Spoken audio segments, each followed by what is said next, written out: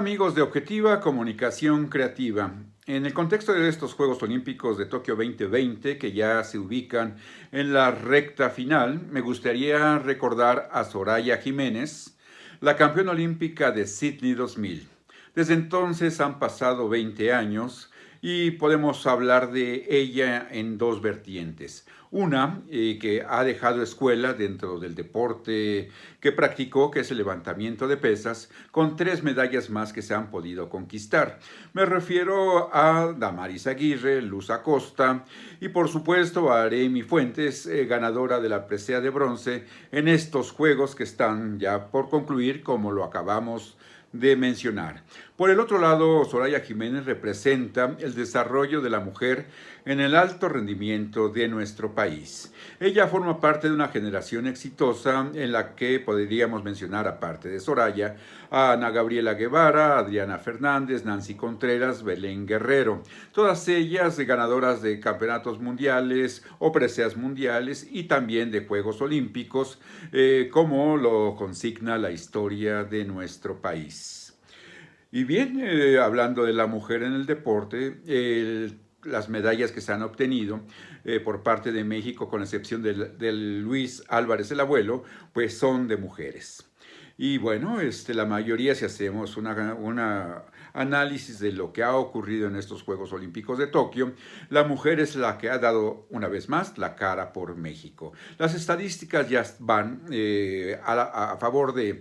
nuestras deportistas que de alguna u otra manera han logrado sortear diferentes obstáculos. El ejemplo de Soraya Jiménez, al mencionarla a ella, es de esta naturaleza. A Soraya Jiménez, la Federación Mexicana de Pesas no la quería reconocer por ser mujer, no obstante que este deporte haría su debut en los Juegos de Sydney. Soraya Jiménez, ante esta situación, no se quedó callada. Recordamos en el Comité Olímpico Mexicano que de manera reiterativa y frecuente peleaba sus derechos, y podemos hablar de sus grandes amigos de esa época, como Rogelio Hernández Huerta o Rosalinda Coronado, que la apoyaron a lo largo de esta carrera tortuosa que tuvo, sobre todo en sus inicios. Los resultados le dieron la razón. Ella fue obteniendo medallas de Campeonato Mundial Juvenil, medallas de Campeonato Mundial de Mayores, y finalmente coronó un esfuerzo con una medalla de oro en el debut olímpico, estableciendo un récord y siendo la mejor competidora del levantamiento de pesas en aquella ocasión, cosa que hasta el momento no se ha vuelto a repetir. Sin embargo, dejó este ejemplo de que se pueden lograr las cosas.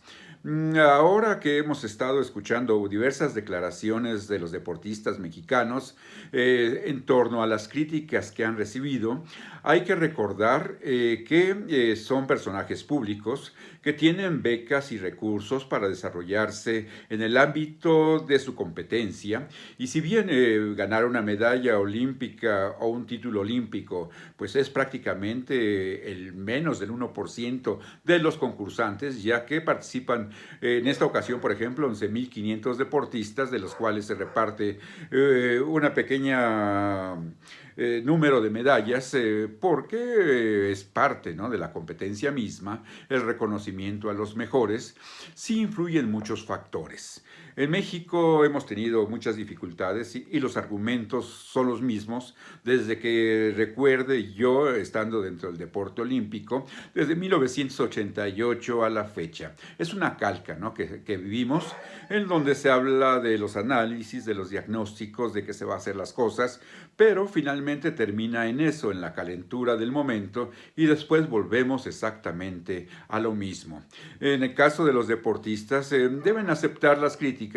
y también argumentar el por qué la molestia en cuanto a lo que se habla de sus resultados y por qué o no tienen la razón, ya que en ocasiones, por ejemplo, pudimos verlo ayer en los clavados de plataforma de 10 metros, que ha sido la mejor actuación de México en su historia de la plataforma, con el 4º lugar de Gabriela Agúndez y el 6º de Alejandra Orozco, ellas ya medallistas en los clavados sincronizados, en donde se dividió la competencia, las chinas y el resto de las competidoras. Las chinas superaron los 400 puntos, la que ganó el primer lugar